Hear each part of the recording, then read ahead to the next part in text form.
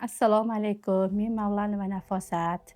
2023-yil onkologiya kasalligiga uchraganman, saratoniga. 2024-yil lechini oldim Taxtapildan. Erta 2 santimetrda boruvdim, 5 santimetrga bo'lib natija yaxshi bo'lmadi. Hozirgi kunda Bekzod Botirovich oldiga keldim, erta lechini boshladim. Hozir 5 santimetrdan 2 santimetrga tushdi. Natija zo'r, juda xursandman. Agar shunaqa kasallik bor odamlar bo'lsa, shunaqa kelishinglarni tavsiya qilaman. Assalomu alaykum, hurmatli Doktor Behzod TV kanali kuzatuvchilari. Mana bugun biz Mavlonova Nafosat ismli bemorimiz, ya'ni bachadon bo'yni saratoni kasalligi 3 va 4 bosqichlarda bizga murojaat qilgan va bu kasallikni asosiy rivojlanishiga sabab bo'layotgan papilloma virus haqida gaplashib o'tamiz. Mavlonova Nafosat bundan 2 oy avval saraton kasalligining 3-4 bosqichida Saraton akademiyasiga kelib davolanishni boshladi. Bundan 2 oydan so'ng ijobiy natijalarga erishildi. Ya'ni ushbu kasallik 60-65% ga kichraydi. Avvalgi holatda kasallik 53 mm bo'lgan bachadon bo'yinidagi saraton. Hozirda esa keyingi MRT magnitoziya tekshiruvidan o'tgandan so'ng kasallik 18 mm ga tushgan. Bu juda yaxshi ijobiy natija ko'rsatiladi. Bemor birinchi kelgan vaqtda juda ham og'riqlar kuchli bo'lgan, ishtahasizlik, quvvatsizlik va qo'shimcha qon ketish holatlari ham kuzatilgan. Bemorimizga quyidagi tarzda ijobiy yondashildi lecheniyalarga. Ya'ni saraton kasallik lecheniyasida ximiyoterapiyadan butkul voz kechgan holatda target terapiya va immunoterapiya yordamida davolanildi. 1 va 2 kurslarda. 3-kursda esa hozirda miyakka ximiyoterapiya qo'shish davom etkazilmoqda. Saraton kasalligini davolashda ximiyoterapiyaning ham o'z o'rni bor. Faqatgina 100% emas, 20-30% holatlarda miyakka ximiyoterapiyadan foydalanish kerak bo'ladi. Men ismim Aynur. Biz Қазақстан қаласынан келдік, Қызылорда облысынан. Мына кісі менің анам, Ахметова Гүлбарам.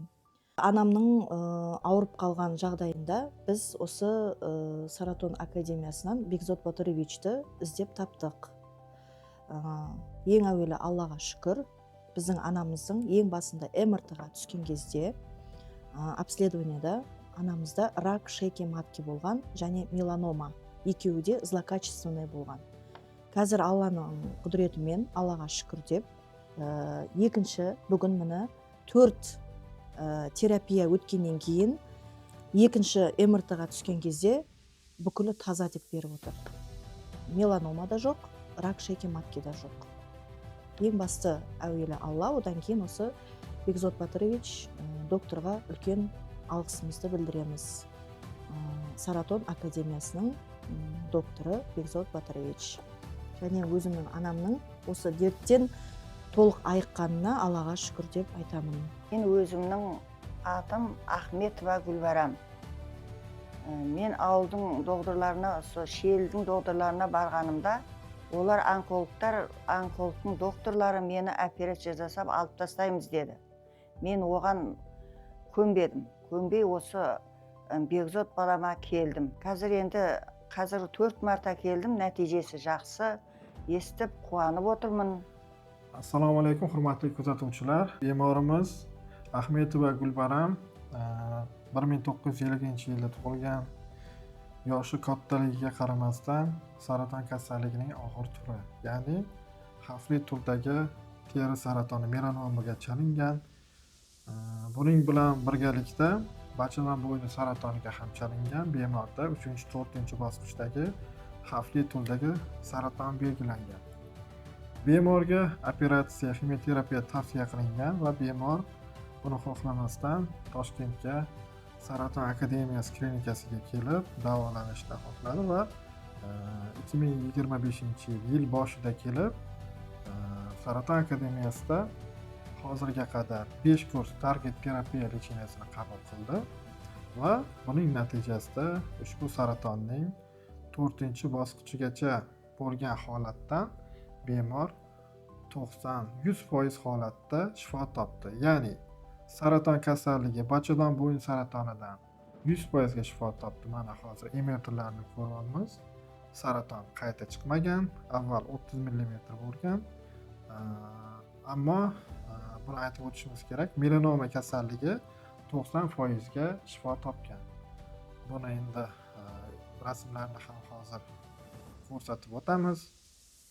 Endi sizlarga nima deyishimiz mumkin? Saraton o'limdan darak emas. Davosi bor. Saraton kasalligiga chalindingizmi? Albatta, shoshib buni operatsiya usuli bilan emas, avval barcha tekshiruvlardan, ayniqsa genetik tekshiruvlardan o'tkazishimiz kerak va bu kasallikka aniq diagnozni qo'yib, so'ng davolashimiz kerak bo'ladi. Men o'z o'yimni bildireyин қазір. Sizlarga onkologический dert bo'lатын bo'lsa, без химиотерапия, target terapiya arqali emdelularingizga bo'ladi. Men o'sha Saraton akademiyasini sizlarga usunaman. Kelgan vaqtimda doktorimiz nimamga tushgan u yoqdagi apparatlarni natijalariga qarab 3-4 bosqich saratonda ekansiz. Xudo xolasa yaxshi bo'lib ketasiz dedilar. Xudoga shukr, mana 3-4 bo'lsam, og'ir sostoyaniya bo'lsam, shu yaxshi bo'lib ketdim. Meni ishonchim hosil. Shu ishonchlaringizni hosil qilmoqchi bo'lib, dardlaringizga davo topmoqchi bo'lsangiz, shu doktorimiz Botirovichning yoniga kelib davolanishlaringizni so'rayman sizlardan. Yaxshi bo'laman degan niyatlaringiz bo'lsa. Rak saratoni xavfli o'simtasi diagnozi qo'yildi. Karsinoma jo'yuvchi. Doktorlar umid yo'q deyishdi. Men juda ham tushkunlikka tushib qoldim. Juda ham qiyin bo'lgan edi. Men umidimni yo'qotib qo'ygan edim. Bolalarim uchun yashagim kelardi. Bu yoqda menga 5 kurs tarkibli terapiya buyurildi. Bu 5 ta kurs tarkibli terapiyani olish menga umuman oson bo'lmadi. Go'yoki men o'lim va hayot o'rtasida kurashgandek o'zimni his qilardim. Ammo natijalar 5 ta kurs tarkibli terapiyadan keyin natijalar juda ham yaxshi chiqdi. Saraton akademiyasida 1, 2, 3 va 4 bosqichdagi o'sma va saraton kasalliklarini ximioterapiyasiz va operatsiyasiz target terapiya usulida davolanmoqda. Target terapiya Germaniya standarti asosida Bekzod Botirovich boshchiligida olib boriladi. Saraton o'limdan darak emas va shifo topganlar soni 5000 dan oshdi. Saraton akademiyasi haqida hozir Bekzod Botirovichning o'zlaridan ma'lumot olamiz. Assalomu alaykum, men Bekzod Botirovich. Germaniya standarti asosida saraton kasalligini davolovchi onkolog va target terapiya shifokoriman. Saraton akademiyasida davolanib yaxshi natijaga erishgan qozog'istonlik tanishim orqali opamni olib keldik. Hozirgi kunda ahvollari ancha yaxshi. Azizlar, hozirlar bilan target terapiya usuli orqali davolanib yaxshi natijaga erishgan qoraqalpog'istonlik Mariya opa bilan suhbatlashamiz. Ismim Mariya. Internet orqali o'sha klinikani topib oldik. Boshda o'sha uyqu yo'q edi menda. 2 kundan keyin menga uyqu berildi. Tamoq o'sha yemaydim dedim. Yaxshiman, shukrman. Ko'p rahmat. Saratonga uchragan azizlarim, tushkunlikka tushmang. Target terapiya usuli orqali saraton kasalligiga davo bor.